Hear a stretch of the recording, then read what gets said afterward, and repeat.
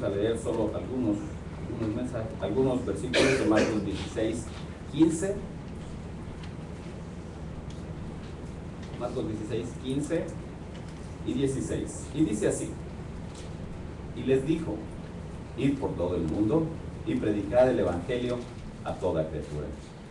El que creyere y fuere bautizado será salvo, mas el que no creyere será condenado. Acompáñenme a orar, por favor.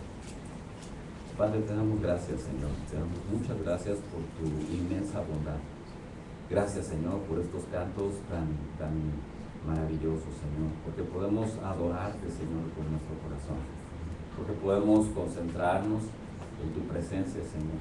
Podemos enfocar nuestra mente, Señor, y nuestros pensamientos en tu santo nombre. Tu palabra dice que alabar tu nombre o alabarte a ti, Señor, es exaltar la grandeza de tu majestad. Y Señor, pues ahora que abrimos tu palabra, Señor, después de haber reconocido que solo tú eres el número uno en nuestras vidas, al abrir tu palabra, Señor, te pedimos que tú también sigas siendo ese número uno que te cantamos. Habla nuestros corazones, Señor. Dinos, Padre, la importancia de ir y predicar el evangelio. En el nombre de Jesús. Muchas gracias, Señor. Amén. ¿Usted ha pensado en el día que va a morir? ¿Usted ha pensado? O trata de hacerle así con muchos. No, hermano, ese día no, por favor, no, ni quiero hablar de eso, ¿no? Pero usted ha pensado el día que muera, ¿cómo le gustaría marcharse de este mundo? Si el Señor no viene por nosotros, desde luego, a mí no me gustaría morir, a mí me gustaría ser parte de esta generación que el Señor arrebatará.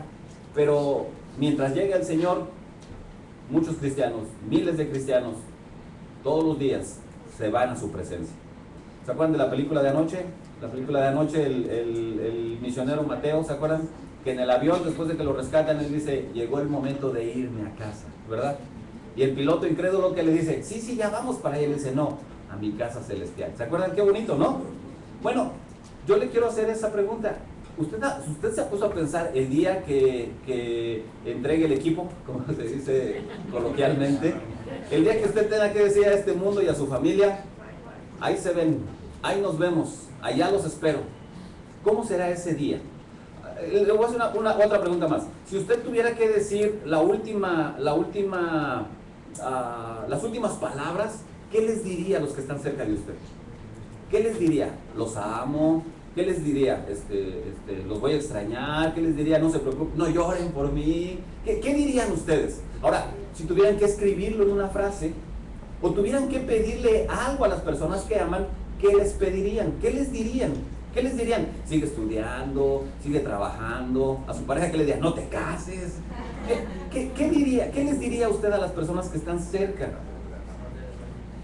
Miren qué interesante, qué asombroso. Jesús, después de que se presenta con los discípulos y está a punto de irse, piensen ustedes qué es lo que el hombre más sabio, qué es lo que el Dios Todopoderoso, antes de ascender, antes de marcharse a los cielos, ¿qué les dijo a sus discípulos? ¿Qué les dijo a los hombres con los que pasó la mayor parte del tiempo más importante? ¿Qué les diría? ¿Qué les dijo? El Señor les dio una misión. Les dijo a los discípulos, no les dijo no se casen, no les dijo sigan estudiando, no les dijo hagan su mejor esfuerzo, no. Fue una orden contundente.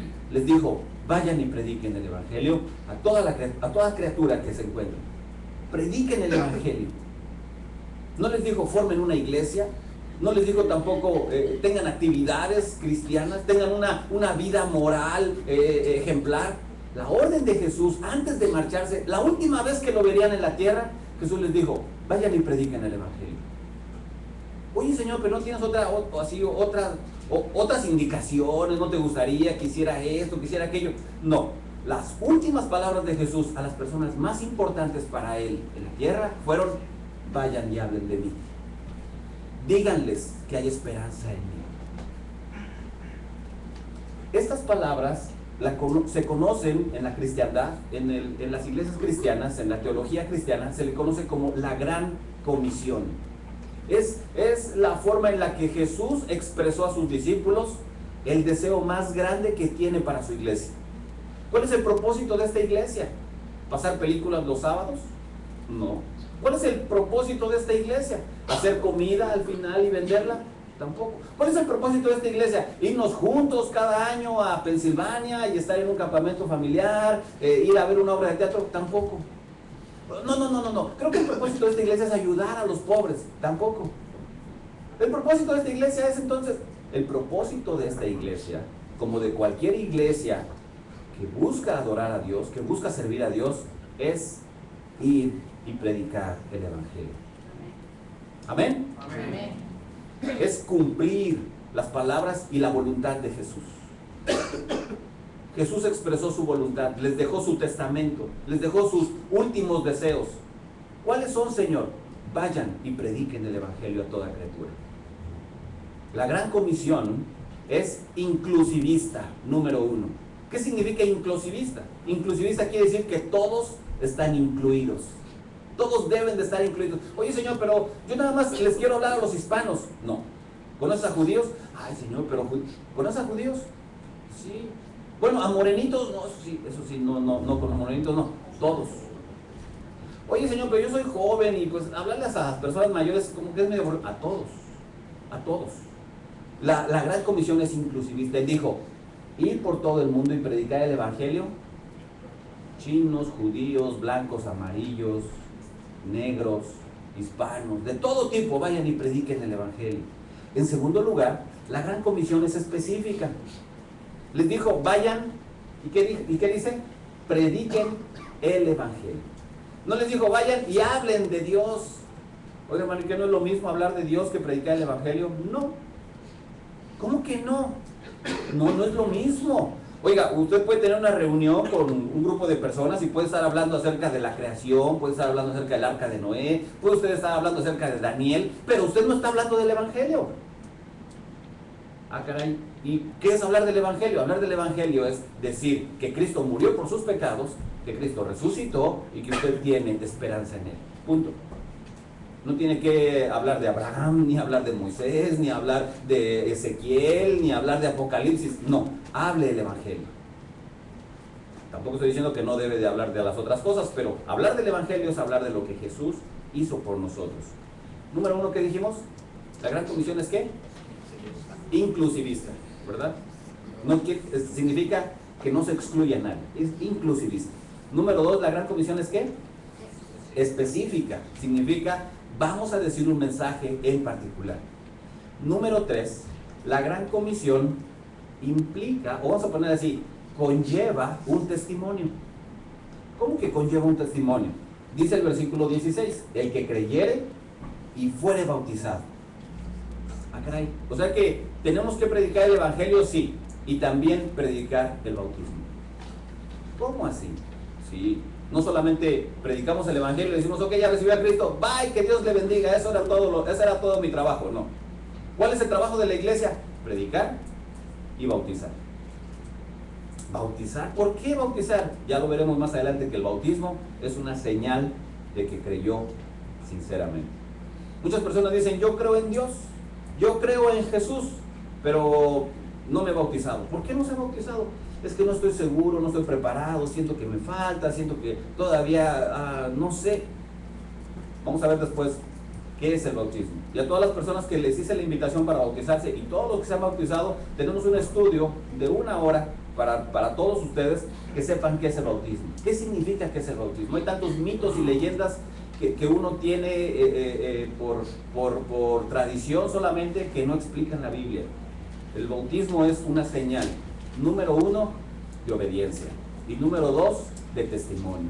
Es pasar al frente y decirle a todas las personas, yo reconozco que soy cristiano. Yo quiero que todos los que están aquí, que están viendo que me bautizo, quiero que sepan que soy hijo de Dios, que soy hija de Dios. Otra vez, número 1, el evangelio es inclusivista. Todos. Número 2, el evangelio es específico. Número 3, el evangelio conlleva un testimonio, en este caso es el bautismo. Y número 4, la gran comisión conlleva señales. Un versículo que no leímos, que usted está ahí en su Biblia, creo que no lo tengo aquí en la pantalla. Dice el versículo 17, Marcos 16, 17 dice, y estas señales seguirán a los que creen. En mi nombre echarán fuera demonios, hablarán nuevas lenguas, tomarán en las manos serpientes y si bebieren cosa mortífera, no les hará daño. Sobre los enfermos pondrán sus manos y sanarán. El Evangelio, la Gran Comisión, perdón, en cuarto lugar, conlleva señales. Conlleva señales. Entonces, así rapidito, ese es nuestro bosquejo. Número 1, la Gran Comisión es inclusivista. Número 2, la Gran Comisión es específica. Número 3, la Gran Comisión conlleva un testimonio, vamos a hacer así, un testimonio, o sea, de la señal como símbolo de bautismo, un testimonio. Y la cuarta cosa es que la Gran Comisión conlleva señales. Así es que vamos a comenzar. Número 1, vamos a hablar acerca de que la Gran Comisión es inclusivista. Dice Marcos 16, 15, que Jesús les dijo, id por todo el mundo y predicad el Evangelio a toda criatura. Cuando Jesús vino a la tierra, Jesús vino y predicó en primer lugar a los judíos. ¿Por qué? ¿Por qué Jesús no vino y predicó a los romanos también? ¿Por qué no fue con los griegos y les habló a ellos? Muy importante entender que el plan de Dios para su pueblo Israel fue enviarles al Mesías. De hecho, el plan de Dios en toda la Escritura la intención de Dios en todas las Escrituras con respecto a Israel es que Israel sea la lámpara de las naciones.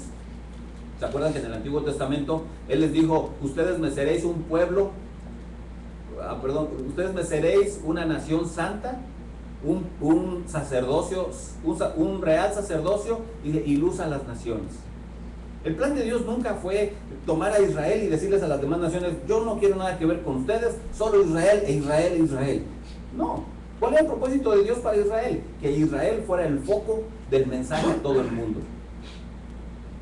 Juan capítulo 1 dice que a los suyo vino, y los suyos no le recibieron. Entonces, ¿qué hace el Señor? Bueno, los suyos le despreciaron, entonces busca otro pueblo. ¿Cuál es otro pueblo? Los gentiles. Nosotros, usted, nosotros. Entonces, ¿qué hace con este pueblo, con la iglesia? Igual, ¿por qué Dios salva a la iglesia? ¿Qué plan tiene Dios para la iglesia? De decir, solo la iglesia y nadie, por favor, nadie se acerque. Al contrario, el propósito de Dios para la iglesia es que la iglesia sea la luz a todo el mundo. Una ilustración es muy sencilla, miren. El pueblo de Israel era para el mundo gentil la luz, así como la iglesia, el pueblo de Dios, es la luz al mundo. ¿Se acuerdan cómo dice Juan 3:16? De tal manera amó Dios a los judíos, dice, al mundo, ¿verdad? Dice, de tal manera amó Dios al mundo que envió a Jesús. Jesús no solamente vino para hablar a los judíos y decir, bueno, con los gentiles no quiero nada. No, los judíos eran el primer lugar en orden, no en importancia, en orden para dejarles el mensaje y que ellos a su vez lo transmitieran. Este miércoles en el estudio de Apocalipsis alguien me hizo una pregunta muy interesante, me dijo, ¿y entonces los 144,000? ¿Saben ustedes que el plan de Dios continúa de esa forma? Dios les predica en el capítulo 7 de Apocalipsis, a través de 2 testigos que Él envía, a 144,000 judíos, para que esos 144,000 judíos esparzan el Evangelio durante el tiempo de la tribulación al mundo entero. Ya no estará la iglesia, por eso es que Dios se valdrá de 144,000 testigos, predicadores, evangelistas, para que repartan y distribuyan el Evangelio a toda criatura. Dios no tiene puesta su mirada solamente en un grupo y salvar a ese grupo y no darles la oportunidad a los demás. No, lo mismo sucede con la iglesia. Vayan y prediquen el Evangelio a toda criatura.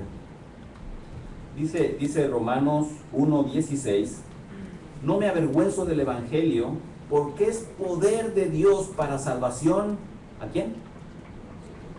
¿A quién? A todo aquel que cree. Y vean la misma verdad, al judío primeramente y también al griego. ¿Qué significa? ¿Que los judíos tenían más voluntad para creer el Evangelio? No, significa que el mensaje que fue dado a Pablo y a los apóstoles iba dirigido en orden, primero a los judíos y después a los gentiles. Muchos de los judíos hicieron caso del Evangelio y se convirtieron. muchos no hicieron caso y los apóstoles continuaron y siguieron esparciendo el evangelio. Número 1, entonces, la gran comisión es inclusivista. Incluye a todo el mundo. Usted no puede descartar a las personas a quienes les va a compartir el evangelio. No puede llegar y puede decir, ay no, ese señor está muy mal encarado. No, yo creo que ese señor como que no tiene cara de que va a ser cristiano. A ese mejor no le hablo. Esta viejecita, mira qué bonita, qué linda. No, me refiero. Esta sí, yo le voy a compartir. Se ve tan tierna esta viejecita. Claro, yo estoy seguro que se va a convertir. ¿Sabe una cosa? La conversión no depende de las personas que usted elija para predicarles. ¿Cierto? El profeta Jonás, cuando el Señor le dice a Jonás, ve a Nínive, y Jonás dice, ay, ¿por qué? Ve a Nínive y predica. Pero si esos son una bola de incircuncisos, pecadores, malhechores, malvados, ve a Nínive y predica. Y va a Jonás, ustedes saben que se lo come la ballena, lo escupe la ballena, va y predica de mala gana y dice, dentro de 40 días esta ciudad va a caer bajo juicio. Y eso es todo lo que dice. Y toda la ciudad se arrepiente.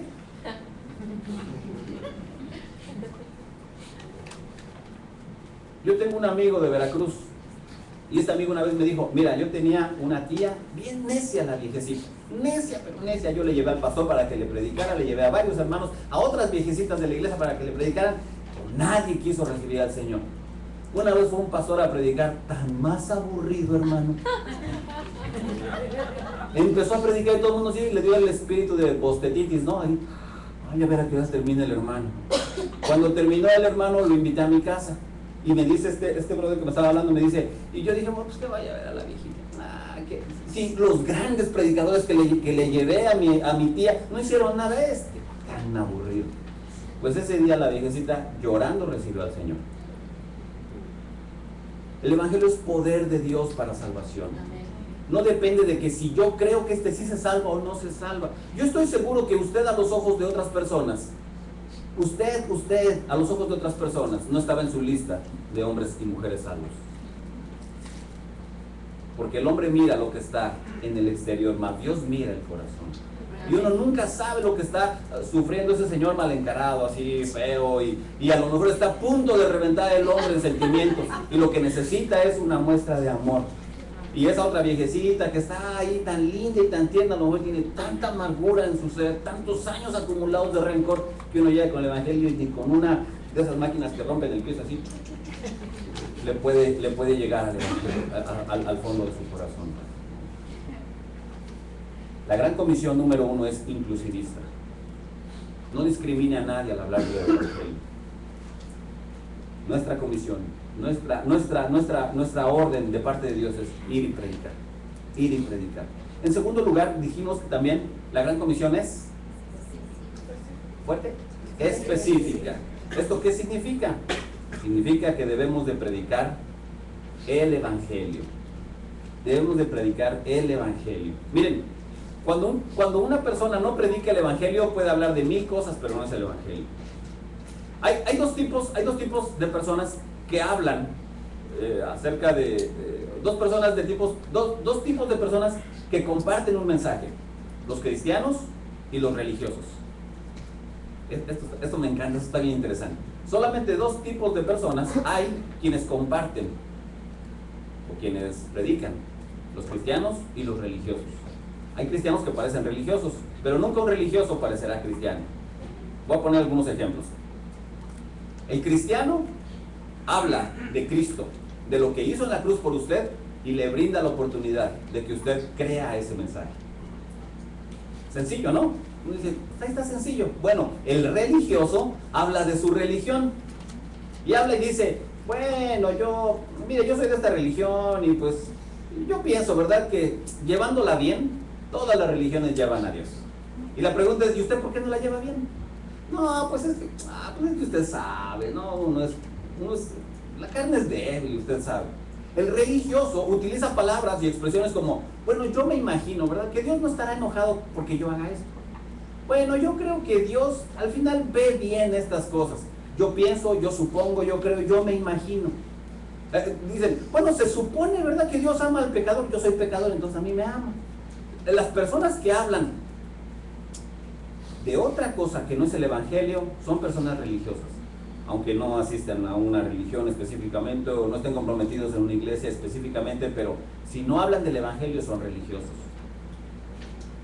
Un cristiano habla acerca de la gracia y de la fe. El inconverso o el religioso habla acerca de las obras. El cristiano, cuando predica el evangelio, le dice a una persona, le dice, mira, tú necesitas creer en la gracia de Dios. Y la persona dice, oye, pero ¿y entonces qué hay acerca de las cosas que yo hago, que yo hice? No es por obras para que nadie se gloríe. El religioso te va a decir, pórtate bien para que te vayas al cielo. Mi abuelita me decía eso, pórtate bien, Miguelito, para que te vayas al cielo. Y yo decía, uy, está re difícil portarse bien. Está re difícil, todas las oportunidades que se presentan son para portarse mal y para portarse mal y para portarse mal. Efesios 2:9 dice, no por obras,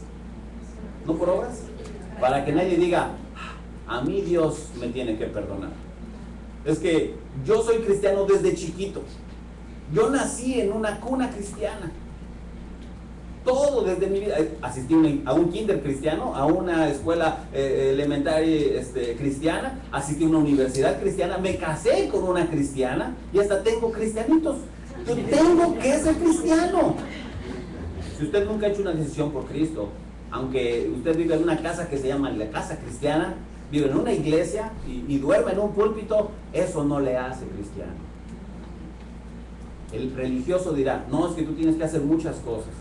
Los testigos de Jehová fueron a tocarme hace un poquito a la casa. Y entonces me empezaron a platicar y hablar. Y yo les dije, ¿cuál es el mensaje que ustedes me quieren compartir? Y en pocas palabras me dijeron, que lea la Biblia. Yo le dije, pero leyendo la Biblia una persona se salva. Me dice, bueno, Dios le mostrará la verdad. Le digo, sí, pero ¿qué necesita un hombre hacer para ser salvo? Y me dijo, bueno, eso nadie lo sabe. Yo dije, mire, abramos la Biblia en Juan 3:16.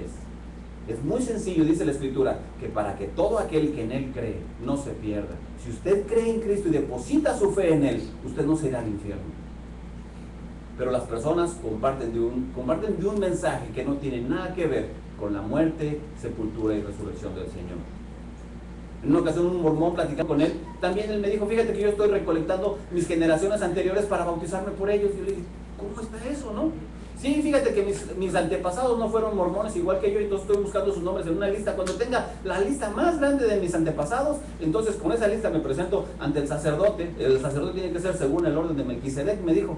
Y yo, caray, qué cosas tan nuevas, ¿no? Y entonces yo me bautizo por él y se salva, los saco del infierno para pasarlos al cielo. ¿En verdad tú crees eso? Sí, claro, mira el plan de nuestro Padre Celestial. Y me empezó a explicar. Y dije, la Biblia dice, Hebreos 9:27, que está establecido que si los hombres se mueren, los hombres se van al juicio. Y después de muerte ya no hay gracia ni misericordia. Dios muestra su gracia y su misericordia aquí en la tierra, no frente a Él en su juicio. La diferencia entre un cristiano y un religioso es que el religioso habla de filosofías. Y entonces te hace preguntas así como, bueno, mira, yo no estoy seguro, ¿verdad?, si mi religión es la buena. Tiene muchas críticas, ¿no? Tiene muchas cosas. Yo no estoy seguro. Pero yo lo que sí te digo es, cree en Dios y hazle ahí como tú puedas. El cristiano que comparte el evangelio te dirá, yo no soy perfecto, pero el Señor sí es perfecto. El mensaje es perfecto. Cree en Cristo y serás salvo tú y tu casa. Ese es el mensaje del evangelio. Y repito, no podemos decir que hablamos de 1000 cosas en la antigüedad, de 1000 cosas en la historia y estamos hablando del evangelio. No. Una última cosa. La diferencia entre un cristiano y un religioso. Un cristiano habla de Cristo. Sencillo, ¿no? El religioso habla de su iglesia. No, hombre, ahí en nuestra iglesia tenemos un pastor mexicano que predica, mira, ven a escucharlo. Les diré, ¿qué importan los mexicanos, o rusos, o dominicanos? ¿Qué? Un cristiano predica el evangelio, no predica su iglesia, no predica su pastor, no predica sus actividades, no predica las cosas bonitas que hay en su iglesia. Oiga, en nuestra iglesia acabamos de comprar esto y tenemos un proyector y tenemos esto y estamos pasando los mensajes por aquí. A nadie le interesa escuchar cosas bonitas de otra iglesia. Lo que le interesa a la gente escuchar es el mensaje de salvación. Y yo les animo, hermanos, en verdad les insto con todo mi corazón, no hablen del pastor de la iglesia, no hablen de la iglesia, no hablen de las actividades de la iglesia. Si una persona no es salva, compártanles a Jesucristo. Ya si la persona te empieza a decir, bueno, en las iglesias, mira que hay tantas estafas y que mira, la iglesia, tienes toda la razón. Los hombres no son perfectos ni las iglesias tampoco son perfectas. Pero el mensaje que yo te traigo es un mensaje sin mácula, es un mensaje sin contradicciones, es un mensaje cristalino. Cree en el Señor Jesucristo y serás salvo, tú y tu casa. Fíjense cómo dice 1 Corintios 2, del 1 en adelante. Está el apóstol Pablo hablando y dice así: así que, hermanos, cuando fui a vosotros para anunciaros el testimonio de Dios, dice, no fui con excelencia de palabras o de sabiduría. ¿Se dan cuenta? No llegó Pablo diciendo, bueno, la teología de la liberación nos enseña que en primer lugar los paradigmas de la fe se encuentran en la profundidad. ¿Qué está diciendo este señor? Dice el versículo 2, pues me propuse no saber entre vosotros cosa alguna, sino a Jesucristo y a este crucificado. ¿Saben ustedes que Pablo era uno de los hombres más sabios de su época? Yo calculo y yo cuento que por lo menos Pablo hablaba 4 idiomas. El hebreo, el griego, el latín y el arameo. Por lo menos. Y este hombre conocía de historia y conocía de ciencias muchísimas cosas. Y él dijo, todo eso lo desecho como basura, con tal de ganar a Cristo. No sé qué estudiaste, no sé usted dónde ha trabajado, no sé usted qué experiencia tenga, hágalo a un lado cuando usted comparta del Señor. Y no diga, bueno, mira, yo tengo un máster, ¿verdad?, en licenciatura en historia, y yo te puedo decir que después a nadie le interesa eso. Predique el Evangelio, sencillo. Sencillo. Dice el versículo 3, dice, y estuve entre vosotros, fíjense, con debilidad y mucho temor y temblor. Y ni mi palabra ni mi predicación fue con palabras persuasivas de humana sabiduría, sino con demostración del Espíritu y del poder, para que su fe no esté fundada en la sabiduría de los hombres, sino en el poder de Dios. ¿Saben dónde radica el poder de Dios? En la sencillez de las palabras del Evangelio. No en la profundidad y en esa majestuosidad de palabras y protocolos teológicos que a la persona confunden. El Evangelio es muy sencillo. Usted es un pecador, amigo mío. Eso es muy sencillo. Y aunque usted no lo crea o no lo entienda, la Biblia dice que usted es pecador, pero hay buenas noticias. Usted puede tener perdón en Cristo. ¿Lo cree? Y uno diría, oye, ¿de qué me estás hablando? Esto es el Evangelio. Oye, pero yo he ido a tantas iglesias y hablan de tantas cosas y de tantas cosas. Eso no es el Evangelio. No importa que sea una iglesia, no importa que sea un pastor. Si el pastor no le abre la escritura y le muestra lo que Dios dice para usted, no le está hablando del Evangelio. Deje que el poder de Dios y su Santo Espíritu haga la obra en las personas. Yo les platiqué una vez que salí a compartir con un amigo. Entonces habíamos tomado un curso de evangelismo y nos habían dado los pasos para evangelizar. Dijeron, número 1, acérquese con una persona amablemente. Número 2, muestre una sonrisa. Número 3, sea usted amable, háblele acerca del amor de Dios. Número 1, número 2, muéstrele que es un pecador. Y ya tenía yo ahí mi lista, ¿no? Y las apunté. Entonces salgo con mi amigo y nos subimos a un bus.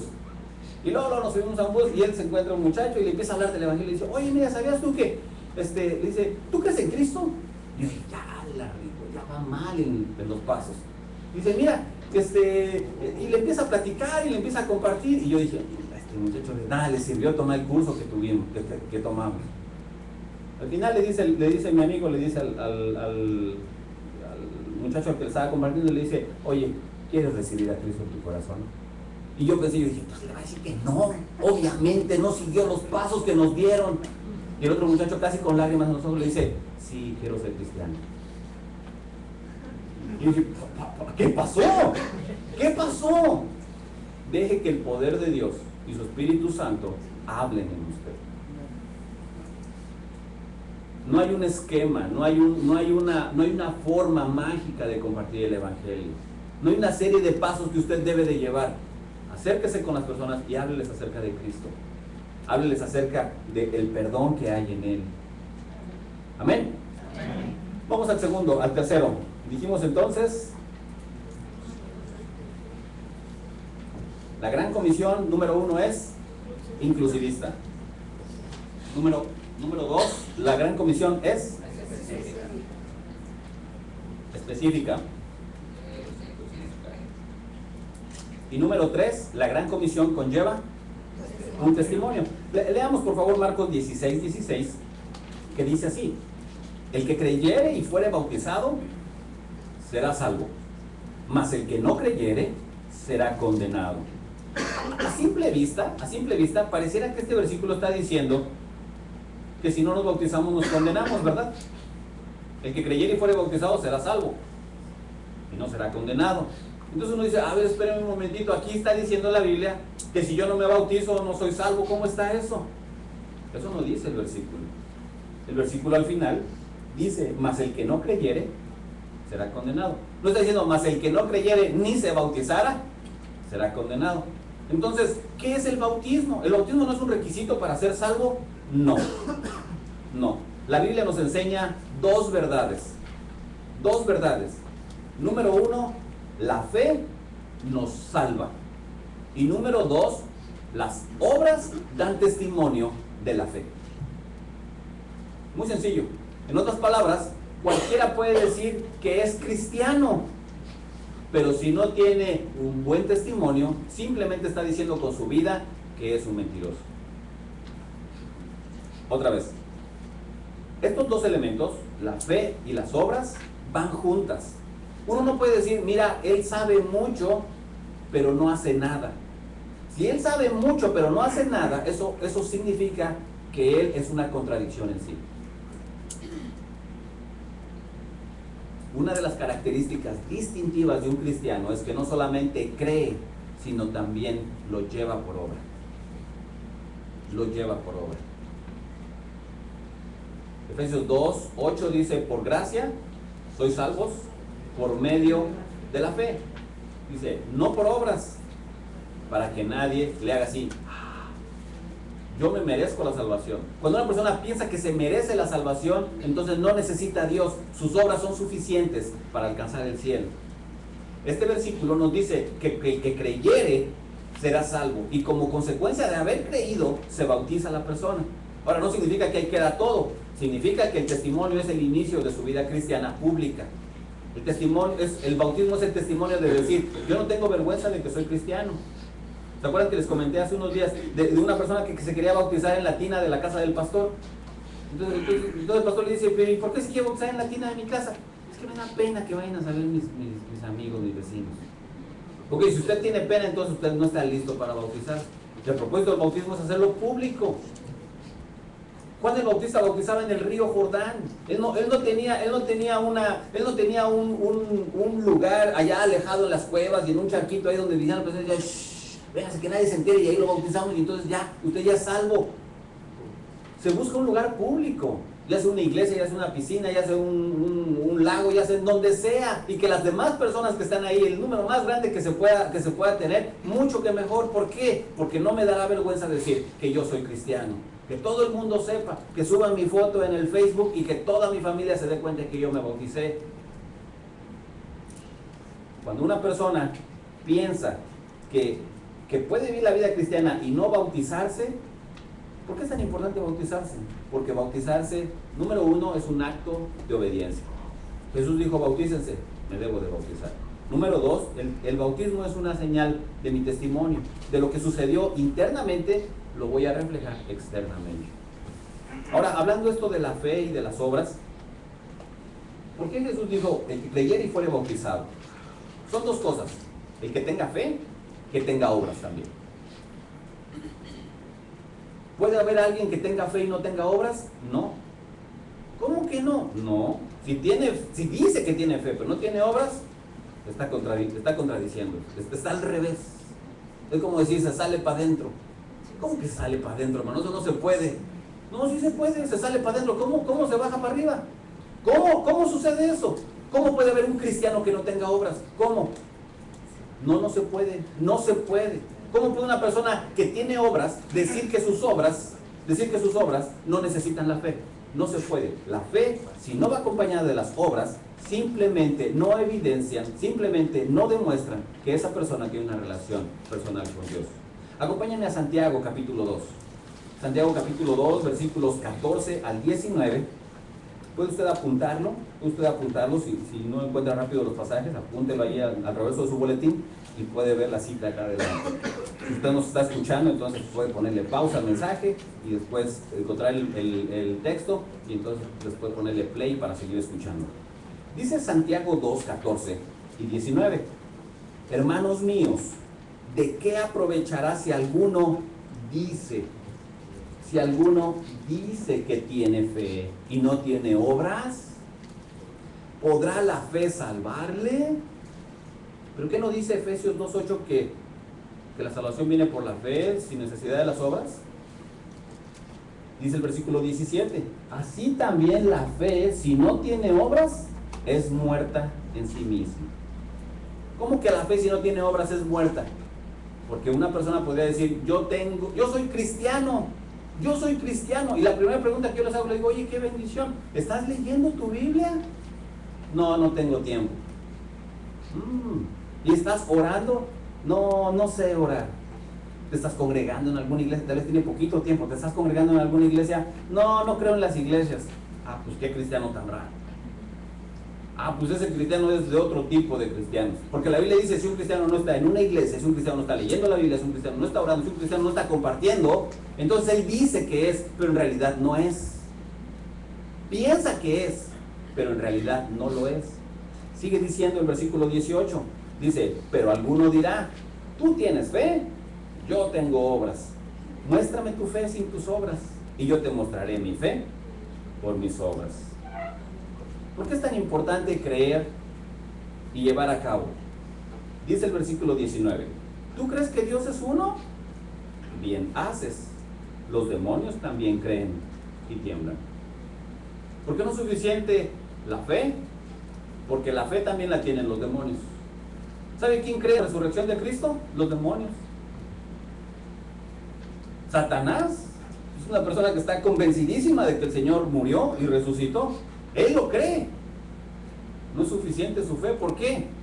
¿Por qué no es suficiente su fe? Porque no hay obras. No confirman sus obras su fe. ¿Qué es lo que sucede con un recién convertido? Mire, un recién convertido, cuando se predica el Evangelio, hay una persona que recibe a Cristo y dice, yo quiero recibir a Cristo, hermano. Entonces hago una oración con él, hacemos una oración con él y él confiesa con sus propios labios que Jesús es el Señor. Lo cree en todo su corazón. Y le digo, hermano, que Dios te bendiga, hermana, déjame darte un abrazo, me da mucho gusto. La Biblia dice que hay fiesta en el cielo cuando un pecador se arrepiente. Te veo la próxima semana aquí. Y la próxima semana nunca lo vuelvo a ver. ¿Y qué pasó con ese hermano que hasta lloró y a mí también me conmovió y todo? Ya nunca lo volvimos a ver. ¿Se fue a otra iglesia? No, que se fue a otra iglesia. ¿Se regresó a su país y sigue allá? Él está... No, tampoco. Ahí sigue en el mismo lugar, sigue peor, hermano. ¿Qué pasó? Él dijo que creyó, pero en realidad sus obras no dieron testimonio de que había sido sincero con Dios. Le conmovió algo, la hermana que pasó y cantó le tocó el corazón, o se sintió así identificado con alguna historia que escuchó y lloró y todo, pero realmente no entró Cristo en su corazón. ¿Cómo lo sabe? Porque no regresó al Señor. ¿Qué es lo que sucede con un apóstata? Un apóstata piensa que es cristiano, pero cuando sucede algo que no le gusta, que le molesta, que no está de acuerdo, en lugar de orar y pedirle dirección al Señor, dice, no, que aquí vámonos. Y eso es lo que sucede con la gente que no tiene fe en su corazón. Creyó por un momento, pero no continuó. ¿Qué es el bautismo entonces, hermanos? En Marcos 16:16, el que creyere y fuere bautizado será salvo. Eso significa, el que cree lo demuestra con sus obras. Pero si no cree, aunque tenga obras, simplemente no es. Dice 1 Corintios 1:17. Mire qué pasaje tan más hermoso. 1 Corintios 1:17.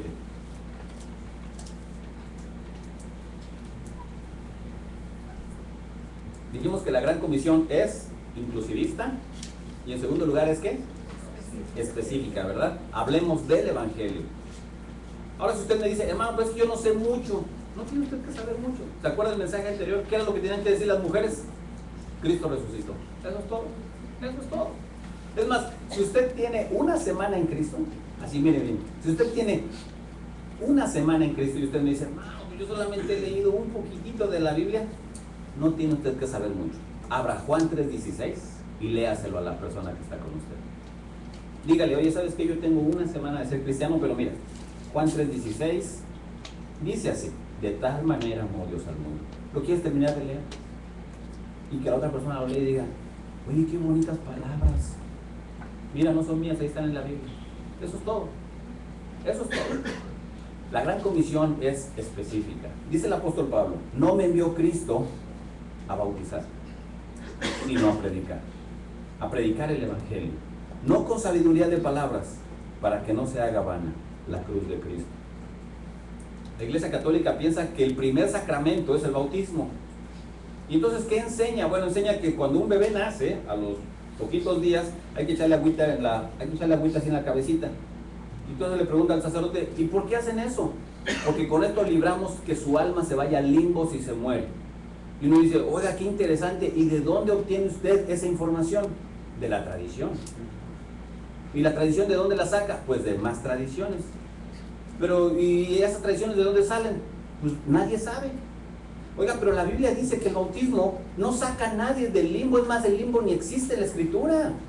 Un bebé, si se muere, haya sido bautizado, remojado o rechapuzado, el niño se va al cielo directamente. Jesús lo dijo en Mateo 11, de los niños es el reino de los cielos. Pero entonces, ¿por qué la Iglesia Católica enseña que es el primer sacramento?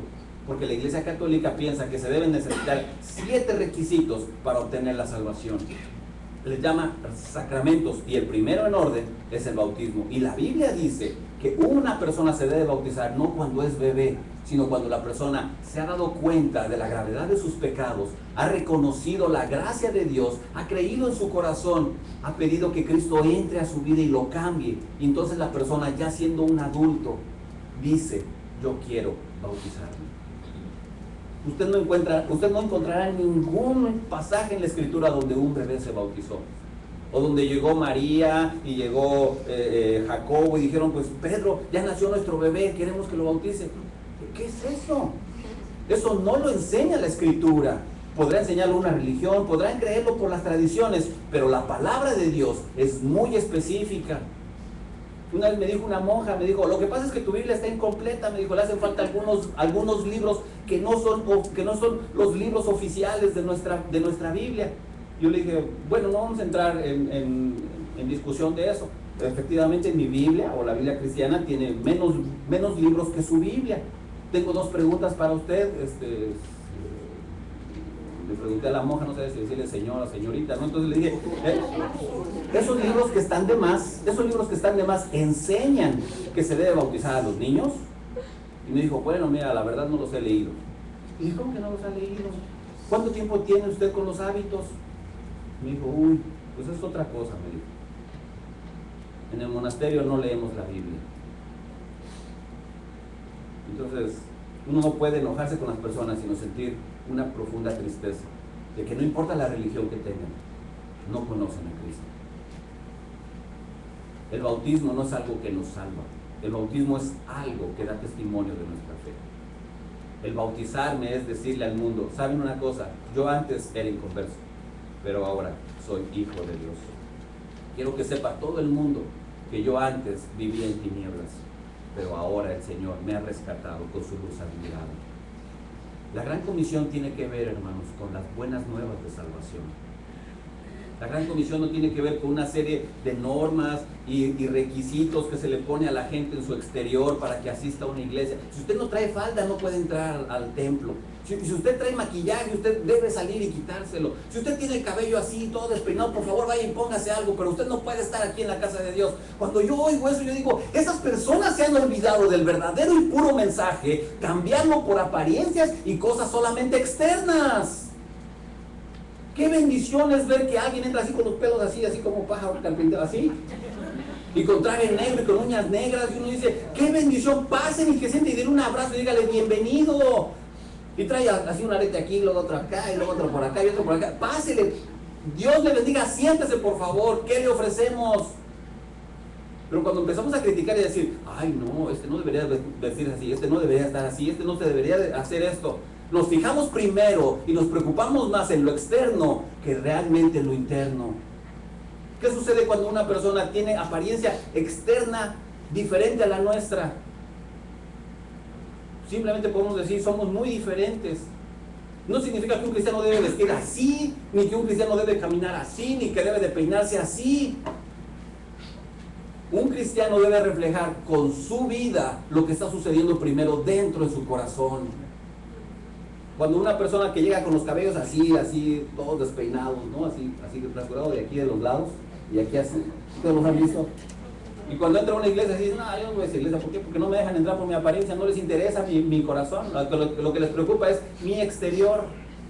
Cuando una iglesia, un grupo de hermanos, se ofenden por eso, no están preocupados por el interior de las personas.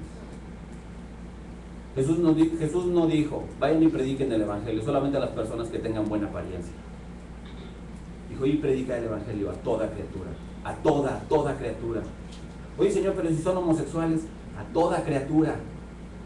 Oye, Señor, pero en la cárcel yo no puedo predicarle a un violador, a toda criatura.